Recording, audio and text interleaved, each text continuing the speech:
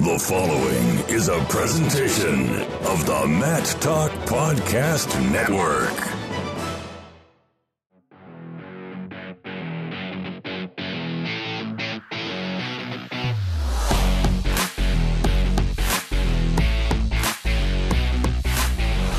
Welcome to On the Mat. I am Kyle Klingman of the National Wrestling Hall of Fame Dan Gable Museum, joined by California Cool Andy Hamilton of TrackWrestling.com. Welcome to another exhilarating edition of this show, Andy.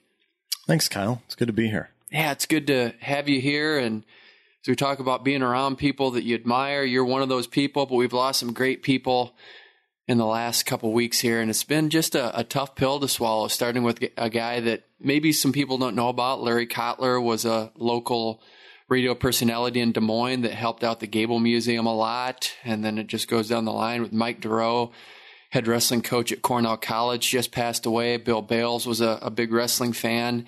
He died of cancer, and then Eli Stickley dies in a car accident at the age of 21. He was a wrestler at Wisconsin. It's just been tough, and as you go through the names, just been like, man, this is brutal. And I don't know if you remember our interview with Rob Cole where he had to deal with a lot of deaths even before Adam Fry passed away, which is a public death with cancer. And that's what happened with Mike Duroe and Bill Bales. But it's been tough to get through this and understand why all this happened. Yeah, it's been even, for me going back to late December, just a crazy run of tragedies with people that I'm either friends with or friends of friends. It's been a pretty tough run here for last 7 months or so. But this last couple weeks, starting off with Larry Kotler, and then as you mentioned, the others, Mike Duroe, Eli Stickley, Bill Bales. I didn't know Eli Stickley. I've read a bunch of tributes to him on social media here in the last couple weeks. Sounds like a tremendous young man, and I had a pleasure of knowing the other three though, and what great people they were. And there's a lot that people around them can learn from the way that they live their lives. Mike Duroe is going to be the topic of conversation for this particular show. We're going to have Dan Gable, legendary coach, 1972 Olympic gold medalist, namesake of the National Wrestling Hall of Fame, Dan Gable Museum. He knew Mike Duroe very well, so we get a chance to talk to Dan about Mike Duroe. We knew he had cancer, so we knew this day was going to come. It's just a matter of when it's going to come and how it's going to come. And it was interesting because as we talk about things you can learn, boy, Mike Duroe showed up to things even during that cancer. You just saw him at events, you saw him at wrestling tournaments, and you just wondered, man, this guy should be shriveled up and dying, but he just pushed right to the end. And I think we saw him at one of the final X's in Lincoln, Nebraska just a month ago, and then it happened that quick, but he didn't quit, and that's a great lesson for everyone right there. I think of our interaction with him in Carver Hawkeye Arena the week leading up to the World Cup, Kyle. That's one of the lasting images I'll have of Mike Duroe. And I remember you joking around with him, asking him, I think it was Spencer Lee. Yeah. Could you take Spencer Lee down? Could you double leg him? And Mike's response, well, I only have a brain tumor. Yeah. So he was unique in that way. And it was amazing just to see his resiliency in all of this and just the outpouring that he had. Yeah. It's just, I think this is unique in that it's different than what Eli Stickley, because that was just so tragic. It just came upon us, a car accident. But this was something where we had a lot of time to really know this was going to happen. And so you really got a wide swath of people talking about what Mike Duroe meant. And I think Mike appreciated that opportunity to have that. It's of course not pleasant to have cancer in any way, but the upside for him is he really got to hear and feel what people thought about his life.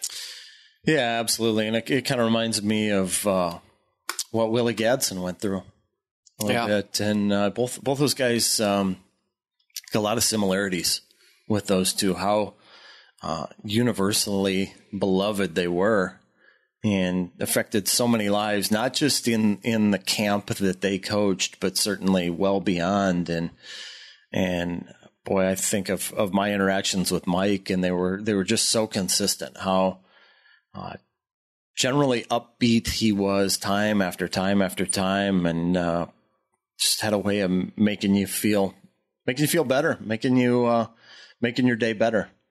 Bill Bales had the same effect as we talk about just who we're remembering right now. He was a guy that showed up to virtually every wrestling meet, whether it was UNI or Iowa. Those were the two main ones. But a tip of the hat to Doug Schwab, who's the head wrestling coach at UNI. Anytime Bill Bales was there, he made sure that he had his team go over and shake his hand. And another example of a public cancer situation, but boy, he really did have an influence, and he was a positive guy. And every time he showed up, you just loved being around him. So tip of the hat to Doug Schwab for recognizing that and being so positive with him and including him. But another guy that you just enjoyed seeing and just brought a smile to your face every time he was around. Yeah, I didn't know Bill all that well, but I would see him from time to time. He would come to the Big Ten championships, NCAA championships. He would come alongside J.R. Ogden from the Cedar Rapids Gazette. He'd sit on press row. We'd share some laughs there, talk wrestling. Guy that was, I think, school administrator at North Cedar High School, and big into running. I think he was he a cross country coach? Maybe he was. Yeah, I think they named the track after him. Yeah, and highly influential, if memory serves me correct. An influential figure in Matt Fields' life, the former Hawkeye heavyweight, and Kyle, we keep repeating ourselves, but man, what a tough couple weeks here. It's been tough. We're going to talk to Dan Gable and remember Mike Duroe's life, which I think is a great outlet for this show, because we do get to remember people who had an influence, whether they're living or past in the physical form. We get a chance to talk about people, recollect, reminisce, and we get to do that with Dan Gable a little bit later. Well, I just want to get some thoughts from you on the Cadet World Championships. As we've talked about, it's on my radar more than it ever has been, and it certainly has been with what just took place the last week. You follow it from top to bottom, so you're the expert in this because you were staying up late at night. I'm sure you covered it more than anyone. You probably have more of an insight than any human being on the planet because you watched every second of it. Looked like some good, solid performances. As you look at the math on the female side, I think there was 2 gold and 2 bronzes, and it netted a 5th place finish, which surprised me a little bit. But overall, we'll start with the women's performance, and what you saw there. 2 gold medals is always a positive step. Yeah, first time that it's ever happened for the United States at the cadet level. Two champs in the same year, Emily Shilson, Macy Kilty, both training out of Minneapolis area in Pinnacle School of Wrestling. But Emily Shilson was such a tremendous story, in that a year ago I was over in Athens, Greece, when she was a silver medalist, and in the gold medal bout gave up a double leg early, got ankle laced, got leg laced 3 times, and it was over in 17 seconds. And boy, to have it end that quickly, it was a stunner. And I remember interviewing her afterward, and one of the toughest interviews that I can recall doing in recent years, just because what do you ask at that point? And the lessons she learned in that match were be ready. And she talked about that even a year later, stepping out there, being ready. And I think one of the other big takeaways for her from that is just how quickly a match can change at the highest level. And we witnessed that this year in her gold medal match. She was down 4-0 and really hadn't had anything going on her feet in the first 2.5 minutes, and time's winding down. They're only 4-minute matches, and finds a way to get a reversal and gets on top and gets 6 turns in 35 seconds. And so she goes from being down 4-0, nothing going her way, to being a gold medalist in the blink of an eye. And so that was a pretty cool story to watch that unfold, especially knowing how it ended for a year earlier in Greece. Men's freestyle had a solid performance as well. The thing that struck me is just seeing some of these younger guys, whether it's Lamer or a few of these other guys, and you see their interviews, you just think, hey, it's going to be fun to watch these guys 10 years down the line and look back at this video because they're so young, and a lot of them even making comments that this is their first time out of the country.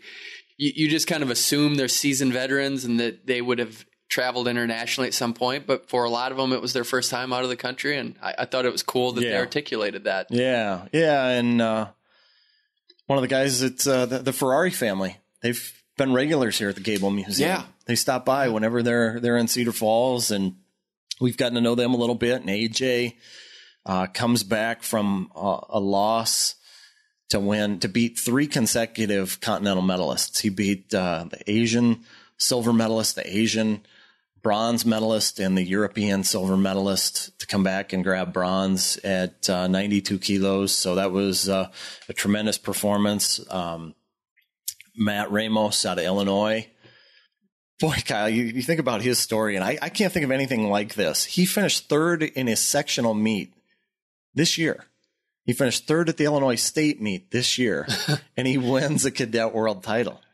And I think that that speaks volumes to a couple things. Number one, Illinois, the depth of talent in that state it's incredible. It's especially at some of those weight classes. I look at the weight class that he was in, and you got a Fargo champ in Noah Certain, who beat him at sectionals and also won that weight class at the state tournament. And then Dylan Ragusin was on the cadet world team in Greco a year ago, couple-time Fargo champ. I think those 3 combined, in 9 trips to Fargo, if I'm not mistaken, I tweeted this out the other day, and I don't have it in front of me, but I think it's like 5 or 6 finals appearances in Fargo with those 3 combined. And so Matt, although he finished 3rd at his sectional meet this year, he was in the finals of both styles last year in Fargo. So it's not like he's some great Cinderella story, but I certainly can't recall anybody that finishes 3rd in sectionals. I mean, it seems and then a few months later wins a world title. Yeah. Well, and you mentioned AJ Ferrari. I really like him, and I just like his poise. And the one thing that I enjoy more than anything is seeing the final interview after the competition is over. And what's AJ Ferrari, 15, 16 years old? I don't know his exact age, but he's got to be somewhere in there. Just his poise and just his ability to articulate his thoughts and then just talk about that with just such candor. I don't know how they get that, but I think it's because they're competing at such a high level. And I don't think it's anything other than being organic and saying it, but through that experience, they're able to just tell you exactly what happened, and they don't take the losses hard. It's all about growing and learning and getting to the next step, and they're not crushed by these losses. We really are in a remarkable age for that. Yeah, I think it's a couple things. I've thought about this too, because there have been some kids that I've interviewed that I've been blown away how mature they are. A lot recently, even. Where I've thought about myself and what a bonehead I was at 16, 17, heck, even 25 years old. Some would argue maybe even still today, but I think that's how mature kids are today. It's incredible. I also think that just because of wrestling, a one-on-one sport where you're forced to communicate to coaches maybe a little bit more. How are you feeling? What kind of things how did your body feel? What kind of things did you feel in certain positions where I think maybe you're able to articulate a little bit better than maybe others do in other sports? I think back to some of the things that I was involved with in team sports, and you just didn't have maybe as many one-on-one conversations about certain things. So and it's repetition. I mean, there's a microphone in your face a lot of times. Yeah, when you're winning at a high level, people want to hear your thoughts, and I think that today's generation, they're growing up with that. So many the media, we don't have as many maybe traditional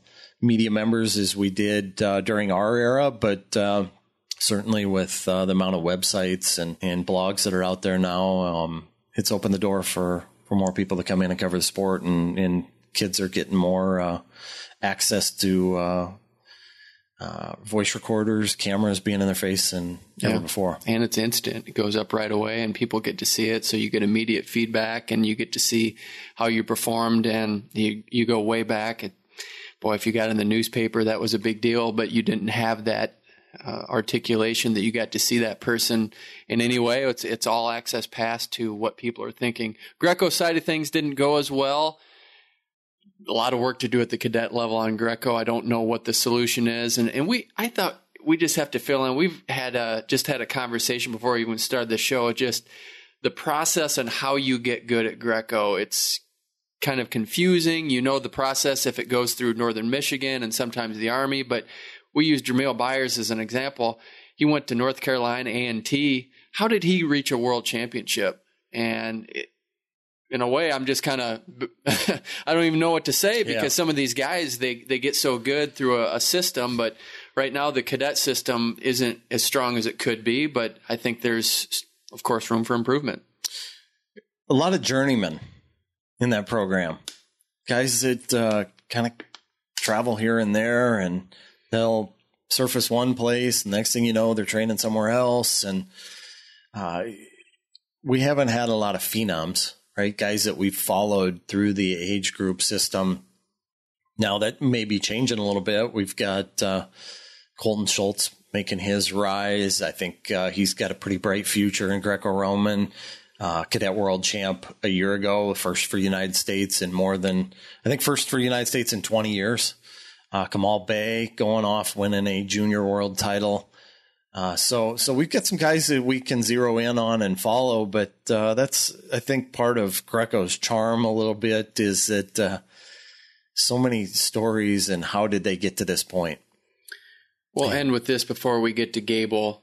Last year, you said, hey, you got to come into the office. You got to see this guy wrestle. I hadn't heard of him before, and that guy was Aaron Brooks. You showed me some video of him at the Cadet World Championships. I think you guys posted a retro video of him wrestling a match from last year's Cadet World Championships. This guy is amazing just in the way he executes. He's quick. He has a relentless pace. As we look into the future and have that crystal ball on what his upside could be, I'm wowed by it. And you don't want to overhype someone and what they can be, but Aaron Brooks seems like this country's potential next superstar. I think one of many. But he's the one that stands out for me. He's electric. And the first match, and I've talked about this, I don't know how many times on how many podcasts now, but that first match that we posted, it's the one we posted on Cadet World Rewind with his first round match against the Georgian. And as I mentioned, those cadet matches are 4-minute matches. Hard to really get somebody tired in 4 minutes, I think. But I think he broke this guy in a minute and a half, maybe 45 seconds. It was just constant movement, circle, circle, shoot, circle, shoot, circle, shoot. And it was something I don't think I can ever recall seeing somebody moving that much, faking, circling, shooting. And 14 points up in, I think, about 90 seconds. It was, I think, 12 or 14-2. And the 2 points that the Georgians scored were on a Jonesy tilt, that points that should have gone in Brooks's favor. But the officials aren't accustomed to seeing that overseas. And he got that call later in the tournament, as I think maybe the United States staff was calling it to the attention of the officials that, look, this is our move. But he's got so many tools. When you think of gas tank and pace, combine that with athleticism and so much skill to go with it. Yeah, he's got all the tools. I was watching Cadet Worlds and thinking the same thing, watching Richard Figueroa a little bit. And he came home with a silver, but pace and athleticism and skill, there's a lot to work with there as well. It's a guy named Gable Steveson that's not bad either. He's not bad either. Yeah, he's decent. Yeah. And I would Kirk Fleet, Daniel. Kirk Fleet. And he's going to wrestle at the Junior Worlds after wrestling the cadets. He got a silver here at the Cadet World Championships. But you're right, man. You can say Aaron Brooks, but there's just a crop of guys that get people excited for the sport, and they have that entertaining style. And we just listed off a few there. Any others that come to mind as we kind of wrap up just who the future might be? It's not like they're old men, but Spencer Lee and Dayton Fix, they're still young bucks too. I think I'm really excited for 2020 and 2024 just to see what the United States team could look like and what those Olympic trials could look like, because we got guys that are just getting started. Zahid Valencia, Mark Hall.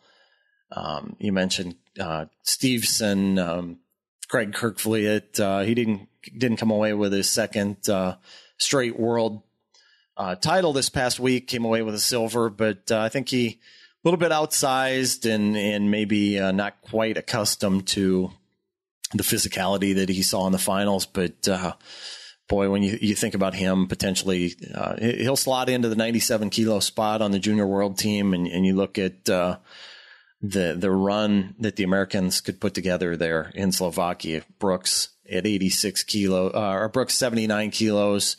You're going to have Jacob Warner at 92, Kirkfleet at 97, Steveson at 125. There's some serious hammers there, and so man, it's going to be a lot of fun. Keeps getting better, especially with the junior worlds and then the senior worlds. Yeah, we didn't get a chance to see Yanni this summer because of the torn ACL, but Yanni Diakomihalis, I think he will be in the mix, in my opinion, in 2020 to make the Olympic team. Isn't it funny we're talking about names? It's funny how you just said, and let's not forget Dayton Fix or Spencer Lee, but Zane Rutherford's still out there, Bo Nickel's still out there, Jason Nolf's still out there. I mean, there's just a ton of guys that you just have to make sure you list off their names because they're going to be factors. I mean, Joe Smith, I mean, who knows what he could do? He took a redshirt season at Oklahoma State. Can he be a factor? There's just a lot of guys to get excited about more than ever. And I think that's shows that we have a really healthy sport right now. Yeah, and I think every time we record this, Kyle, I go back and as we edit the show for sound levels and stuff, there's always like 3 or 4 points I wish we had made after the fact. So I'm sure we're going to listen to this show after it's posted and be like, there's somebody obvious that we've forgotten right now. Yeah, there could be. And there's going to be just tons of guys that you could think of that, and some of them might be in college, and we've seen that happen where they might be really good for another country. We've seen that happen too, where some guys have an international flavor. Yeah, Stefan Micic has had a tremendous spring and summer so far, competing overseas, for Serbia. So you're right. You're absolutely right. I mean, David Habit pops up, doing well over at the European Championships. So you're absolutely right. And if I remember right, Mark Perry was coaching for Bulgaria at the 2015 World Championships. Had the outfit on, and you see him over there for Bulgaria. I gave him. I joked with him in Vegas because he was coaching. Boris Novachkov for Bulgaria, and then he also had like Jesse Delgado, and was Delgado going to compete for the United States? Was he going to compete for Mexico? And I joked with Mark. I said, if you coach Bulgaria and Mexico, you won't even have to change your colors, because they both share the same colors. But so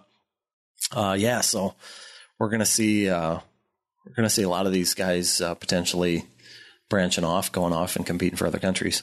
Our guest today, Dan Gable, 1972 Olympic wrestling champion at 149.5 pounds, 15 NCAA team championships for the University of Iowa. And he is on the line with us to remember the life and legacy of Mike Duroe. How are you, Dan? I'm doing pretty good. Yeah, I'm here and I'm working hard, and I'm just happy to be able to do that. Do you remember the first time you met Mike? First time, I think he contacted me. I knew him before that only as a coach athlete. He wrestled for Drake. Some people might not know that because they don't have a program now. So, but it was one of those things that Iowa wrestled Drake University in a dual meet every year at that time, and he was on their squad. I think he one time might have had to wrestle Randy Lewis even, ended up being an Olympic champion. So, it was no easy match for Mike, obviously. But I probably saw him on the mat, and then I got a call from him, and he was interested in wanting to come to a wrestling camp in the summer that I believe I was holding up at Mason City Community College, Nyack. And I think I hired him for a counselor or a technician, and that's how we got started. And, so that's back in the 70s, and we've been going ever since. You have called Mike Duroe one of your best friends. What went into that? When did you guys start becoming friends? You just told us the beginnings of how you got introduced to Mike Duroe, but when do you feel like you had a time where you felt like this is really developing into more than just maybe an athlete to coach relationship, but more of a friendship? I tell you, it didn't take long. Certain guys have, you connect with. And, I'm sure he didn't connect with everybody, but we connected right away. And I had a good friend from high school and junior high, even a guy named Doug Moses, who was a state finalist for West Waterloo. And then he actually won a national freestyle title, wrestled for the United States, won a NAIA title.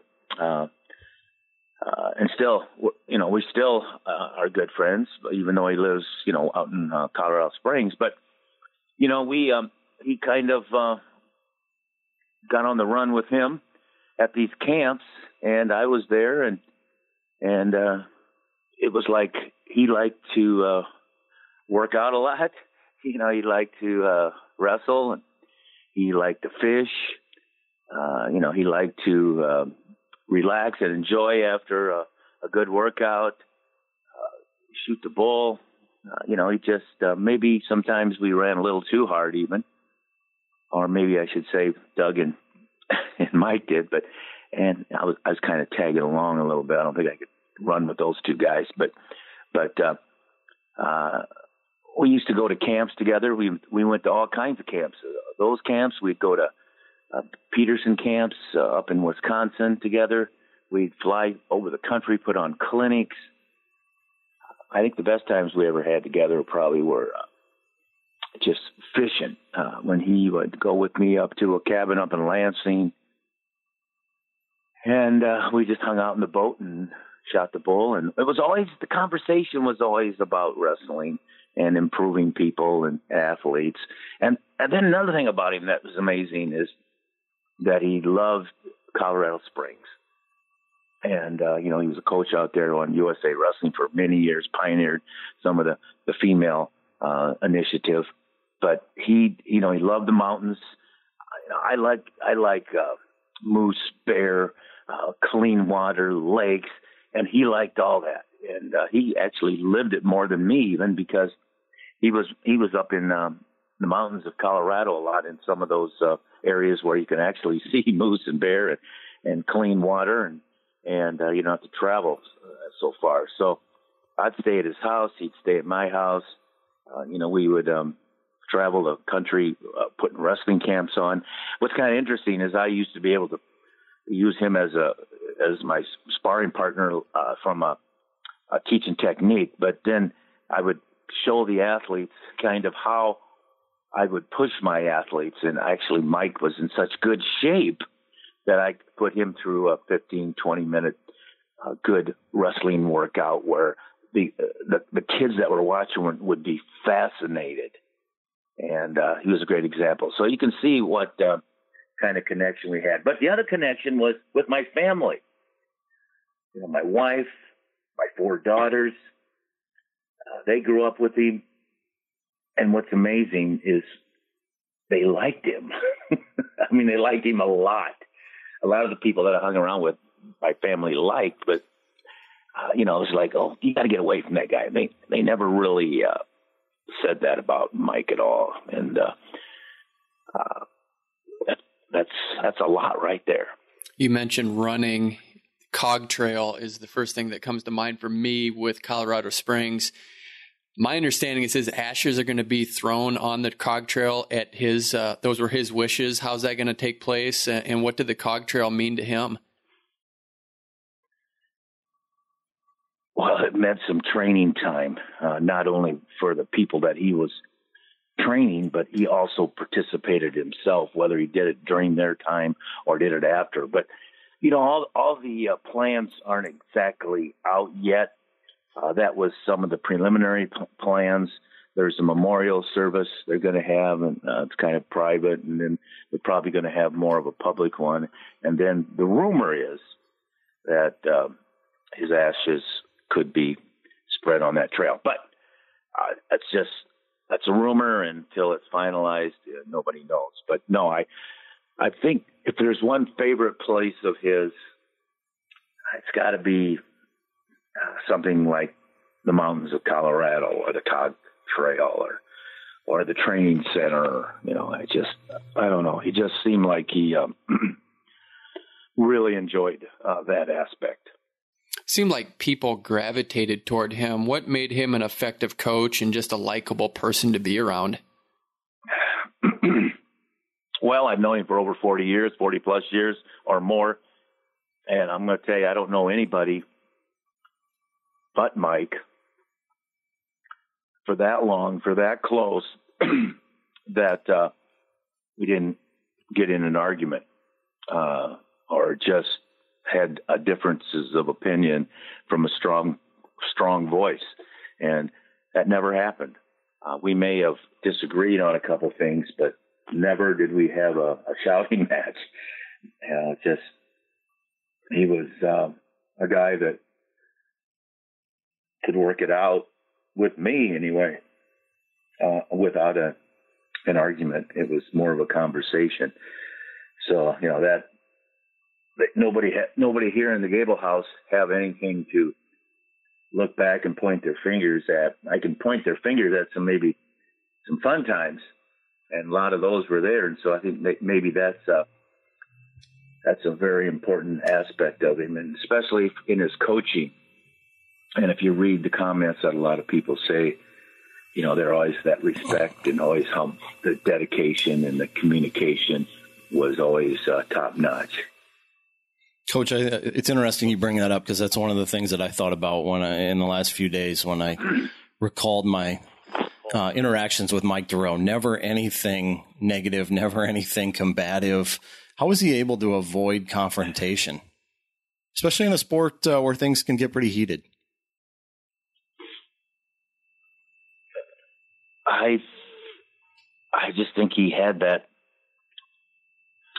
that personality that when something wasn't going right, that he could handle it right there, not lose his cool, not make a show of it, and consequently not lose and get the athlete or whoever else very upset. So that doesn't mean he didn't do it later. By that I mean practice is over, he goes to his office, he goes to the shower room, he goes, back in the day, he went to the sauna. Me and him saunaed a lot. He would actually maybe let it go then. I don't know. A lot of people, see me, and I was kind of crazy on Matt's side sometimes. I wasn't crazy as an athlete. But there's been some times in a room by myself that I was the only thing standing afterwards, just because sometimes you got to let it out. I'm not sure exactly how he let it out, but he had a lot of outlets, and he lived a lot of places in his life. I mean, he lived in Colorado Springs, he lived in Iowa, he lived in Pennsylvania. He lived in, Illinois. He lived, I think he's been in Michigan, upper Michigan. I could keep going on. And, he lived life pretty extensively when it came to what he wanted to do, where he wanted to be. But the one thing was constant in his life was his personality and the sport of amateur wrestling. I mean, that guy made more trips overseas. What's an interesting story is he just went to Paris last year for the World Championships. I flew in late, And I was by myself, and I was disoriented because of no sleep and all that kind of stuff. And I get a knock on the door in the morning. Now, this is last, I believe, September or the end of August, or not too long ago. And it's Mike waking me up in the morning, and I had just gotten in about 3 hours earlier. And so I'm looking at Mike, and I go, Mike Duroe, Mike, where am I? And I was trying to get an answer. I said, Mike, I've done this before, but not to this in depth. I looked out the window. I said, help me out here. Help me out. Where am I at? I can't remember. And he looked at me, just kept looking at me. And this was not the Mike that I had known my whole life. But I really didn't put it two to two together at all. It took him, the trip home. And actually, when I was there with him, we sat together. But he would get up and wander off once in a while, more than normal. And I just was, I really didn't put it together until all of a sudden we come back. And after we get back home a few weeks, he all of a sudden was diagnosed with cancer and to a pretty bad degree. And now I think about that room with him, and as disoriented as I was from lack of sleep and just time zone change, he was really unable to function because of a mad disease, cancer. And now I really understand, because that was about the only time ever in my life that he wouldn't have been able to bring me around and get me going. And I had to kind of corral him, and I turned my back and he was gone. So now I know what was taking place. It wasn't the normal Mike Duroe. You've mentioned the women's wrestling movement and Mike Duroe's involvement in that. At the National Wrestling Hall of Fame induction weekend, you made it a point to find Christy Davis, the second female inducted into the National Wrestling Hall of Fame, because you had some words from Mike Duroe. Can you articulate in any way what Mike wanted to say to Christy Davis when you had that conversation? I really think the important part of that conversation was, and I didn't realize it, was the fact that when I found Christy and she was around relatives, mom, I don't know, sister, I'm not sure who was all there, but there was 4 or 5, 6 people there that were associated with her, helping, supporting her with that, getting that honor in Stillwater. And all of a sudden, when I mentioned Mike Duroe's name and that he had a message, I didn't even get a chance to talk, and tears started flowing down this young lady's eyes.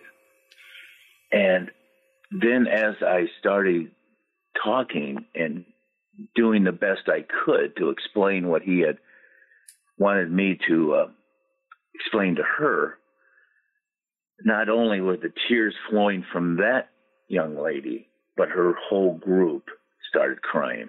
So I think it whether they know him that well or they didn't, it spreads. The word spread. I mean, he touched a lot of people's lives. He touched this young lady's life to the point where she made sure that her parents and her family and her relatives all understood who was a very important person in her life that gave her the opportunity to be inducted into a wrestling National Hall of Fame. And, I don't think I really realized the impact that he had until I saw that. I mean, I knew the impact, but not to the extent that how other people, you always think that you know yourself because of your personal experiences, but it was beyond me, and it was everybody that he worked with. And I'm sure that there's not 100% out there that would probably say just totally positive things, but I'm sure that it's the minority that would not. And I think that's a tremendous tribute to Mike Duroe. And I know that I'm going to miss those opportunities in the future to be able to go fishing in Lansing or in Minnesota or Canada. We've been all over, and or even to travel some places to speak on different subjects, and he's been my, not sidekick, but he's been alongside me for a long time. He lived next door to me. He rented a house that I own on this property for at least a couple of years. He actually did work for me during that particular time period. If there was a time that he was probably going to get my wife or 4 daughters, that if they would have get full of him, it would have been during that time, but absolutely not. So even a guy that's living really close never really got on anybody's nerves or anything like that, or didn't do anything that would upset my family. And I kind of gauge a lot of things by my family because that's the closest people to you. And Mike Duroe is the closest thing to me beyond my family. Well, they had an event for Mike in Cedar Rapids before he passed just to recognize him. So many people came up to the microphone. So many people had stories because they wanted to articulate in words what his life meant to the wrestling community and beyond that. It seems like that's a great example of what we should be doing, give credit. And I thought that was a great event to be able to just recognize Mike. When you think of the scope of that, did it surprise you at all when you saw how many people were influenced by Mike and just the great turnout that he had? No, it did not surprise me. And the reason why is because people in leadership roles, that means people that are directing traffic. And by that, I don't mean so many cars, but I mean people. That's the traffic. And if you're directing 35 Cornell College kids every day, sometimes more than once a day, and you're spending 2 to 3 hours with them during those days, and for extended periods of the season, you go on trips with them. And then if you also, coach in a United States impactful way, and you're coaching people that make world news, and it spreads quickly. And so Mike was in a role that every day things spread quickly. And by that, I mean, if he had kids that went to above and beyond the normal duty, and by that, I mean, if you have kids that become national champions or people become world champions, or people become, in the newspaper, all of a sudden, people know you. And he I don't know how many times he's been to Russia, but I'm sure that there's not a wrestling person in Russia that at the high level that wouldn't know this guy. So it's not just local news. He spread the word. He spread his philosophy and his friendship and his competitiveness throughout the world. So there's a lot of people that are, back not really feeling sorry, but they're being appreciative for this guy that's passed on. Your life has been examined because you're a public figure and because people are fascinated by what you've been able to accomplish in your life. Alongside of that has been some tragedy. Your sister was raped and murdered. Your parents have passed away. Chris Taylor died at 29. Rick Sanders was killed in a car wreck. All of that being said, where does Mike Duroe's passing fit in all that? And how does that compare and contrast to the feeling you had with some of those other tragic moments in your life? Well, you kind of measure it by just how close they are. In my closeness is family and then wrestling, and they kind of go together. So, it's close. But I think that if you look at the number of years that of association, then I would say that I probably have had more good times with this guy than any of the names that you mentioned, just because my sister, I was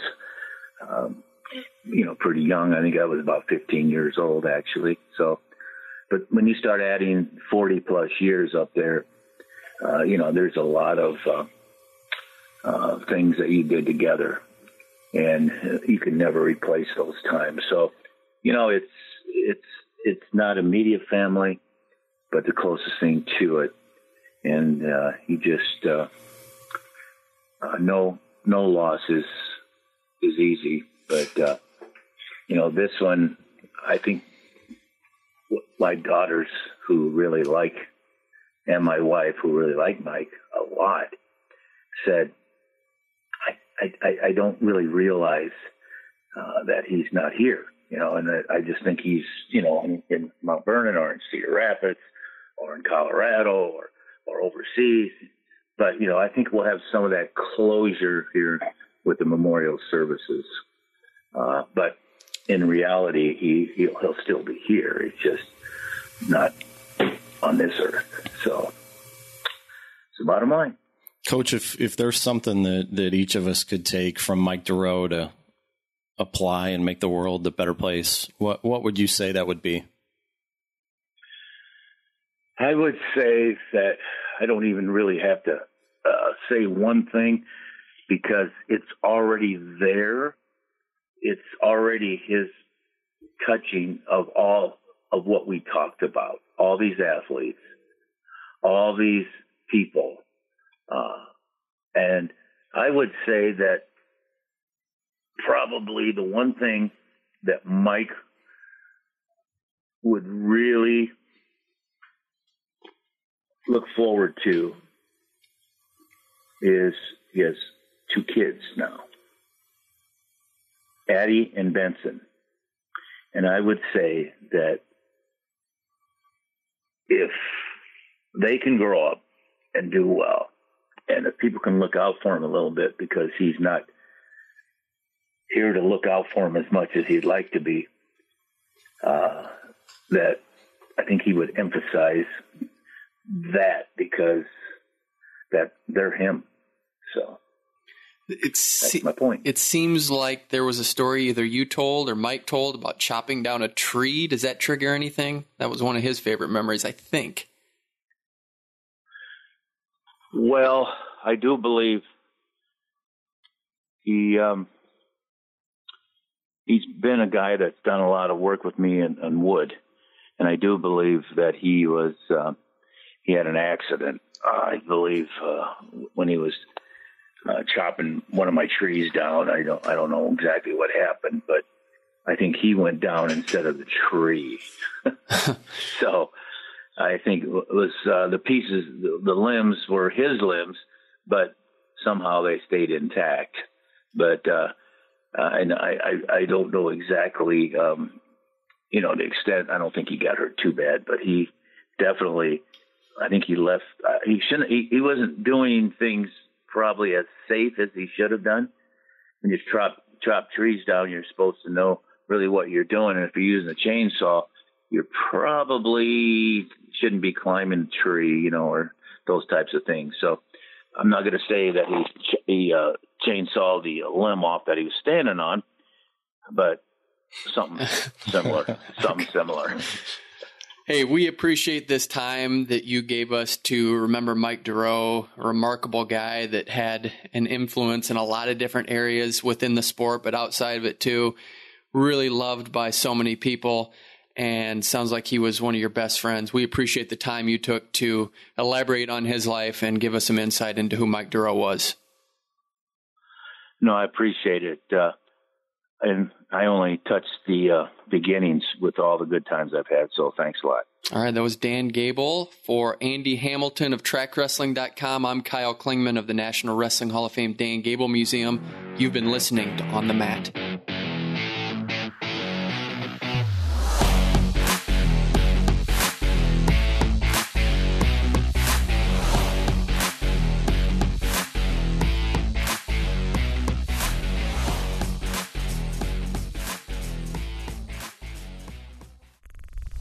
Show is part of the Mat Talk Podcast Network. For more wrestling podcasts, head over to MatTalkOnline.com.